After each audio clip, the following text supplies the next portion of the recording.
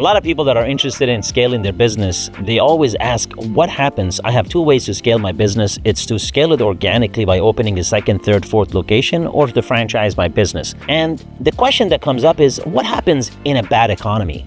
In a bad economy, who are the survivors and who are the failures? Well, we had that situation during COVID. And one thing that was obvious is when the economy is bad, people cut back on a lot of the additional expenses that they don't have to make. But if they are going to make an investment, the very first thing that they do make is in things that they're used to spending. In other words, they take away the gambles, they take away experimenting. If they're gonna go to a restaurant, they go to the same place they've gone to. They don't wanna experiment with something new that can potentially be more expensive.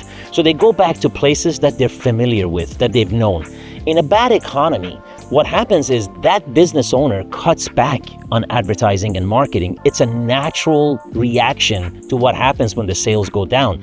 The business owner that has one location or two locations cuts back on advertising and marketing to save himself money. And what happens when he does that is he loses customers. But the chain of restaurants or chain of businesses that are operating under a single brand, they're spending significant money on advertisement and marketing. And that spending continues because it's a part of the revenue that each franchise makes. In addition to royalty, they're also paying a part of that 1% to 1.5% of their sales back to the franchisor as what's called a national advertising ad campaign, right? So when you see those Subway commercials in the middle of Super Bowl, for example, that cost millions of dollars, it didn't come from Subway's pocket. It came from 34,000 Subway franchisees that contributed 1 to 2% of their sales on a monthly basis back to the franchisor, and now they have this pile of money that they can spend.